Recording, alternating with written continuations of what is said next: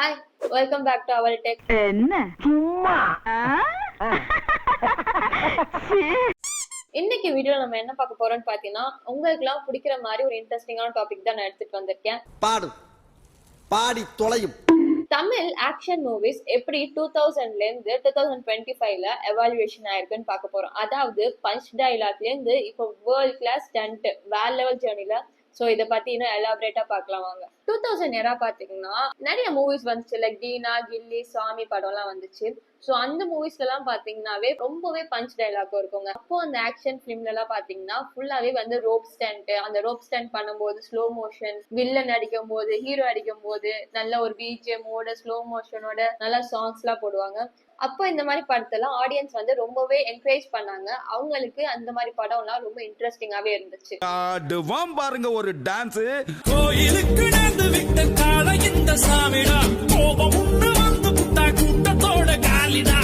So அப்படியே 2000ல இருந்து 2010க்கு travel பண்ணி வரலாம். சோ 2010ல பாத்தீங்கன்னா நிறைய மூவிஸ் ரியலிஸ்டிக்கா எடுத்தாங்க. அது எல்லாமே ஆக்ஷன் மூவிஸ் தான். லைக் எக்ஸாம்பிள் மெட்ராஸா இருக்கட்டும், விக்ரம் வேதாவா இருக்கட்டும், இந்த மூவிஸ்ல எல்லாம் பாத்தீங்கன்னா எல்லாமே வந்து ரியலிஸ்டிக்கா இருக்கும். லைக் வில்லன் வந்து பறந்து வந்து அடிக்கிற மாதிரி எல்லாம் ஒண்ணும் இருக்காது. எல்லாமே கிரவுண்ட் லெவல்லயே முடிச்சிடுவாங்க. அண்ட் ஆல்சோ அந்த டைம்ல பாத்தீங்கன்னா நிறைய நியூ டைரக்டர்ஸ் உள்ள வந்தாங்க.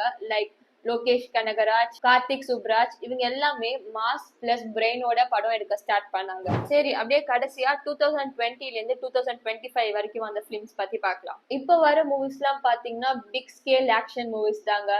விக்ரம், லியோ, கத்தி கத்தி கத்தி கத்தி கத்தி ஜெயிலர், இதெல்லாம் பாத்தீங்கன்னா சரியான மாசான ஆக்ஷன் மூவிஸ். சினிமாட்டோகிராஃபி பாத்தீங்கன்னா ஹாலிவுட் லெவல் ரேஞ்ச்ல இருக்கும். அது மட்டும் இல்லாம கன்ஸ், ஃபைட்டிங், கார் சேஸ்னு வேற லெவல்ல இருக்கும். டார்க் கலர் கிரேடிங்கோட டைலாக்ஸ் எல்லாம் மினிமல் பண்ணி செம்மையா இருக்கும் மூவிஸ். அது மட்டும் இல்லங்க, ஆக்ஷன் அப்படின்றது ஒரு ஃபைட் இல்ல. இப்போலாம் அந்த ஃபைட்ல ரெட்ரோ சாங்ஸ் போட்டு அந்த ஃபைட்டையும் ரெட்ரோ சாங்ஸையும் மேட்ச் பண்ணி வேற லெவல் ஃபீலா இருக்கு. சோ தமிழ் சினிமாவோட ஃபியூச்சர் ப்ரெடிக்ஷன் என்ன? இந்தியால இருக்க ஸ்டண்ட் டைரக்டர்ஸ் எல்லாம் பாத்தீங்கன்னா குளோபல் லெவல்ல ட்ரெயின் ஆயிட்டு இருக்காங்க.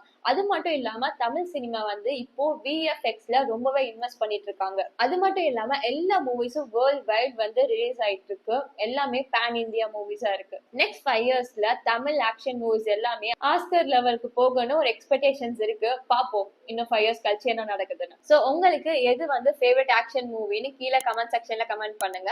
அது மட்டும் இல்லாம சேனலை சப்ஸ்கிரைப் பண்ணிட்டு போங்க.